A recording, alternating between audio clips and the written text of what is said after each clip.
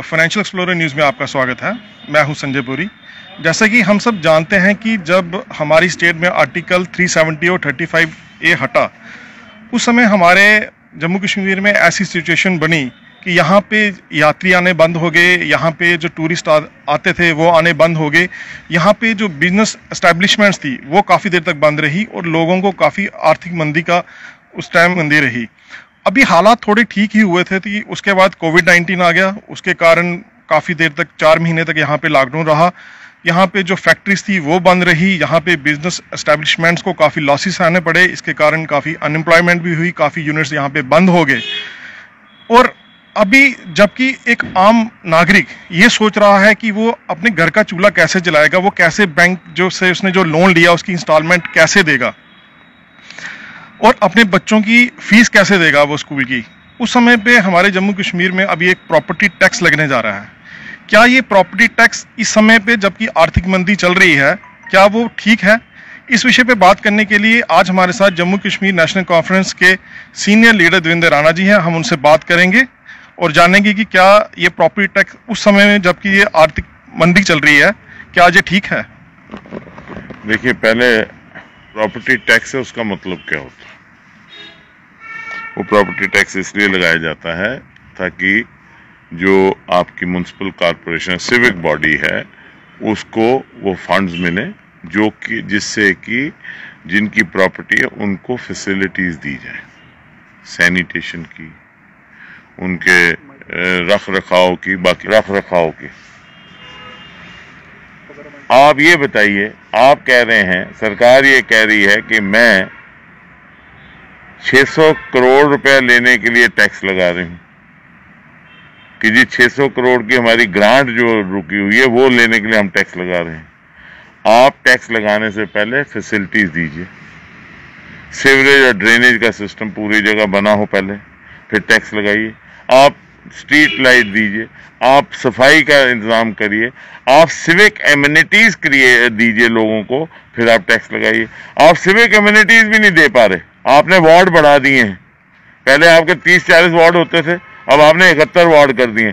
आपके सफाई कर्मचारी नहीं है, आपके पास सामान नहीं है उनको गार्बेज क्लियरेंस का, आप गार्बेज नहीं क्लियर कर सकते, और आप लगा रहे हैं प्रॉपर्टी टैक्स, तो ये जायज नहीं है, नंबर 1। नंबर 2, पिछले 2 साल जैसे आपने कहा उसके दौरान यहां टोल भी लगा, अब प्रॉपर्टी टैक्स लग गया, बिजली का निजीकरण हो रहा है, आपका पानी पे टैक्स लग गया है, पानी का कनेक्शन लेना है। कल ये बैठे हुए यहाँ आए हुए सरपंच साहब इस पंचायत के, वहाँ पानी पे धरना दिया कल इन्होंने, क्योंकि पानी के GR कनेक्शन लेने के पैसे काटे जा रहे हैं। बिजली का आप किराया लेते हैं, बिजली का आप पूरी मुहैया नहीं कर पा रहे। तो मेरा कहने का मतलब ये है कि टैक्सेशन गलत नहीं है, लेकिन टैक्सेशन क्या है, वो लोगों के पैसे इकट्ठे करके पब्लिक से टैक्स लेके उनको सहूलियात देनी है, बेहतर सहूलियात देनी है। आप टैक्स पे टैक्स लगाए जा रहे हैं, जम्मू कश्मीर के अवाम को सहूलियात दे नहीं रहे, तो ये प्रॉपर्टी टैक्स कहां से जायज है? ये तो फौरी तौर पे प्रॉपर्टी टैक्स जो है ये बंद होना चाहिए। कल मेरे पास एक आदमी है, एक बल्ब चलाता है, वो बिल उसका 90,000 है, वो क्या करेगा? सर, अगर हम GMC की बात करें तो GMC में जैसे कह रहे हैं कि बड़ा लोगों को फैसिलिटेट कर रहे हैं, लेकिन जम्मू के लोग जो हैं, जो गार्बेज है, जो घर का गार्बेज है, उसके लिए भी वो 100 रुपीज़ दे रहे हैं। उन्होंने प्राइवेट कोई बंदे हायर किए हैं और वो प्राइवेट लोग घर घर से वो कलेक्ट करते हैं गार्बेज के लिए। क्या कहेंगे आप? ऐसा करिए, नरवाल से चलिए और जाइए वहां तक, सिद्धड़ा तक जो रोड है, उसकी दाएं और बाएं देखिए कितना गार्बेज है। मुझे नहीं लगता कोई आदमी सफाई करने गया होगा कभी। कौन सा गार्बेज साफ हो रहा है? कोई गार्बेज साफ नहीं हो रहा। सिर्फ फोटो खिंचाने से नहीं ना सिस्टम चलेगा, सिस्टम में काम करके सिस्टम चलना चाहिए। मैंने आपको मिसाल दे दी, नरवाल से चलिए और सीधा तक जाइए, दाएं और बाएं आप देखिए, रायका के दाएं बाएं देखिए कितना गंद पड़ा हुआ है, कोई सफाई कर्मचारी नहीं है। म्युनिसिपल वार्ड इन्होंने बढ़ा लिए हैं और म्युनिसिपल वार्ड में एमिनिटीज ही नहीं है। तो लगाने से पहले, कोई भी टैक्स लगाने से पहले लोगों को सहूलियात दें। अभी काफी इकोनॉमिक डिस्ट्रेस चल रहा है। पानी पे टैक्स है, पानी पे भी इन्होंने लगा दिया टैक्स। गांव का आदमी जो है उसको पानी नहीं मिल रहा। सर, आपको नहीं लगता कि इस टाइम पे लोगों को फैसिलिटेट करना चाहिए था? जो हमारी इंडस्ट्री है उसकी बुरी हालत है। अभी इंडस्ट्रियल पैकेज अनाउंस हुआ, उसमें भी जो लोकल इंडस्ट्री ऑलरेडी एग्जिस्ट कर रही है उनको कुछ नहीं दिया गया। मैं इंडस्ट्रियल पॉलिसी पे इसलिए नहीं बोलूंगा कि अभी इंडस्ट्रियल पॉलिसी के फाइन कंटूर्स आए नहीं हैं, अभी ब्रॉडर कंटूर्स आए हैं। फाइन कंटूर्स आएंगे, उसके बाद ये पता लगेगा कि उस इंडस्ट्रियल पॉलिसी का क्या फायदा लोकल को होगा, एग्जिस्टिंग को होगा या फ्यूचरिस्टिक को। अभी ब्रॉडर कंटूर्स दिए हैं। ब्रॉडर कंटूर्स जो हैं उनसे पूरा अंदाजा नहीं लगाया जा सकता है कि आखिर लोगों को क्या बेनिफिट मिलेगा।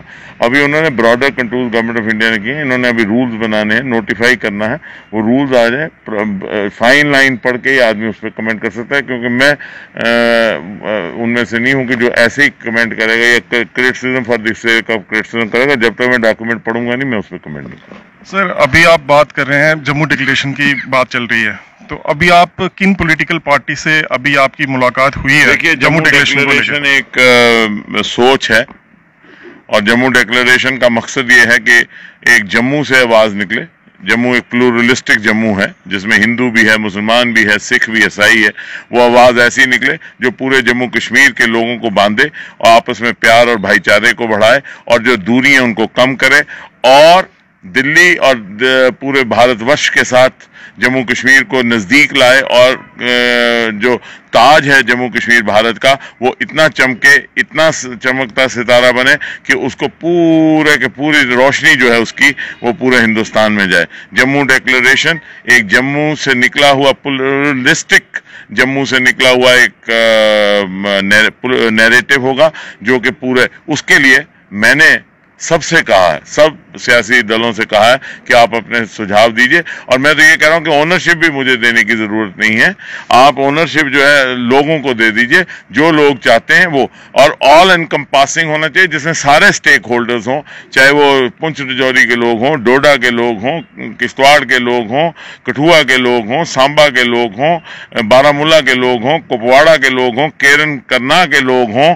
अनंतनाग के लोग हों, डूरू के लोग हों, देवसर के लोग हों, बड़गाम के लोग हों, कंगन के लोग हों, गांधरबल के लोग हों, करगिल के लोग हों और लेह के लोग हों, सारे मिलकर एक पार्डर के लोग हों, सारे मिलकर एक नैरेटिव बनाएं जो नैरेटिव सबको ले और इंक्लूसिव नैरेटिव हो। और उसमें मैंने कहा मैं भिक्षु बन रहा हूं, सबको कह रहा हूं, मैं तो बीजेपी से भी कह रहा हूं कि आप दीजिए अपने सुझाव, मार्गदर्शन करें।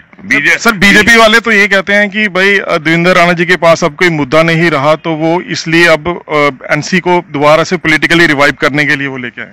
वो जिन्होंने भी ये आपको कहा, मैं उनको मुबारक देता हूं कि प्रॉब्लम यही बन गई है कि एक पॉलिटिकल नैरेटिव होता है हर जगह का। जम्मू का अभी तक कोई पॉलिटिकल नैरेटिव नहीं बन रहा, तो हम ये कोशिश कर रहे हैं कि जम्मू से एक पॉलिटिकल नैरेटिव निकले, जो नैरेटिव जो है ऑल एनकम्पासिंग हो, जिससे जम्मू कश्मीर मजबूत हो और भारत मजबूत हो। जब मैं ये कह रहा हूं, जो आपसे बीजेपी के ये साथी मेरे भाई कोई कह रहे हैं कि वो पॉलिटिकली रेलेवेंट होने की बात कर रहे हैं, तो मैं कहता हूं मुझे इरेलेवेंट कर दीजिए ना, मुझे हटा दीजिए।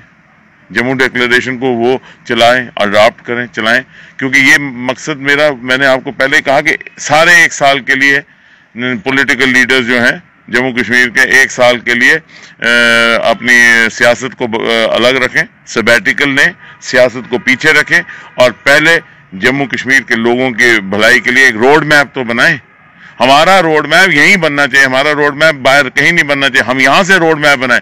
क्यों नहीं जम्मू संभाग जिसने एक अहम रोल अदा किया है पिछले 50-60 साल में जम्मू कश्मीर में, और खासतौर मिलिटेंसी के आने के बाद एक रोल अदा, वहां से क्यों ना एक फुहारा निकले, जो फुहारा लोगों के जज्बात को समझता हुआ, सबके जज्बात को समझता हुआ एक ऐसा फुहारा बने जो एक नैरेटिव बने। इसमें कोई एतराज नहीं होना चाहिए बीजेपी को। और जहां तक पॉलिटिकली रेलेवेंट होने की बात है, वो इसको पॉलिटिक्स से अगर अलग रखेंगे और लोगों के दर्द के लिए इस्तेमाल करेंगे, लोगों के दर्द को समझने के लिए, तो मुझे लगता है कि ज्यादा अच्छा होगा। मैं आपके माध्यम से